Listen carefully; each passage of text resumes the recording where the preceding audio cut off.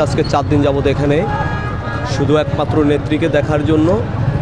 আমরা জানি উপরস্থলের থেকে নিষেধ করা যে এখানে ভিড় করা যাবে না, হাসপাতালে ঢুকতে দেওয়া যাবে না।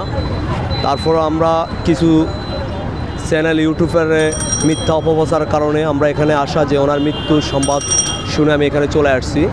আমি একজন ইনজুরি, আমার ডান পাও নাই, তারপর আমি আসছি শুধু একমাত্র ওনাকে দেখার জন্য। আমি আসছি ওনার প্রতি ভালোবাসা, এত পরিমাণ ভালোবাসা, ওই ভালোবাসার টানে আমি আজকে 4 দিন হয়েছে আমি এখানে আসছি। আমি এখানে থাকি, এখানে ঘুমাই, এখানে নামাজ পড়ি, এখানে ওনার জন্য দোয়া করি।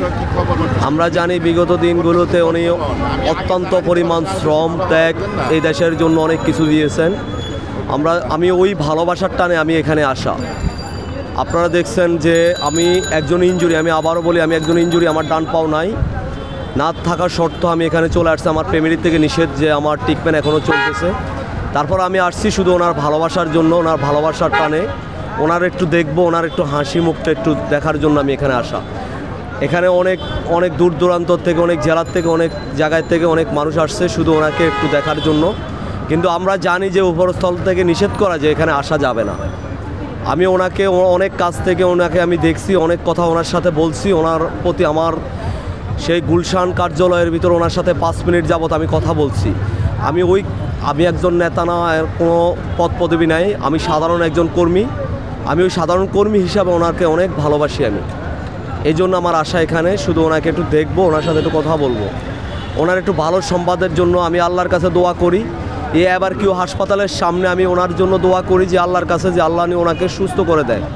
আমি কালকে 9টা বাজে মেডিকেলে ঢোকার সময় আমাকে ডাক্তার এবং একজন কর্মকর্তা প্রশাসন আমাকে নিষেধ করছে, ভাই আপনি কোথায় যাইতেছেন? আমি বললাম যে আমি 4 তলায় যাব।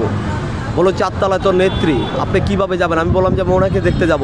তখন ওনারা আমাকে বলছে যে ভাই যাওয়া যাবে না। তখন আমি বললাম যে কেন যাওয়া যাবে না? আমি অনেক কষ্ট করে আসছি ভাই, আমি শুধু একটু দেখবো ওনাকে। উনি বলছে যে ভাই যদি দেখার সুযোগ থাকতো তাহলে সর্বপ্রথম আপনাকে দেখাইতে দিতাম আমরা, কারণ আপনি অনেক কষ্ট করে আসছেন, আপনি একজন ইনজুরি ব্যক্তি। তো এই জন্য আমি এখানে এখনও অপেক্ষা করতেছি। আমি শেষ পর্যন্ত অপেক্ষা করব, ওনার সুখবর আমি শুনে এখান থেকে যাব। যে ইনশাল্লাহ আমরা জানি যুক্তরাজ্য থেকে, চীনের থেকে যে ডাক্তারগুলো আসছে ওনারা অত্যন্ত পরিমাণ ওনাকে ট্রিটমেন্ট দিতেছেন। আমরা জানি যে বিগত দিনে উনি যে 17 বছর যে জেল জুলুম অত্যাচার ওনাকে করছে, ওনার উপরে যেই শারীরিক নির্যাতনগুলো করছে আমরা জানার সত্ত্বেও ওনার ট্রিটমেন্ট দেয় নাই, ঠিক মতন ট্রিটমেন্ট দেয় নাই, আমরা সেটাও জানি। স্বৈরাচার আমলে উনি অনেক কষ্ট পাইছেন। ওই কষ্টের কারণে আজকে যে ট্রিটমেন্টগুলো দিতেছে ওই ট্রিটমেন্টগুলো একটু আস্তে আস্তে কাজ করবে আমরা জানি। তারপর আমরা আশাবাদী যে ইনশাল্লাহ উনি সেরে উঠবেন, আমাদের মাঝে আবার আসবেন, এটা আমাদের আত্মবিশ্বাস। আমরা বিশ্বাস করি উনি আবার আমাদের মাঝে দাঁড়িয়ে আসবেন। ওনার অন্তত উনি আমাদের নেতৃত্বটা দেখ আর না দেখ, কিন্তু উনি আমাদের সাথে থাকবে, এটা আমরা আশাবাদী করতেছি ইনশাল্লাহ। আমার নাম মোহাম্মদ রুবেল হোসেন, আমি চাঁদপুর ফরিদগঞ্জ থেকে আসছি।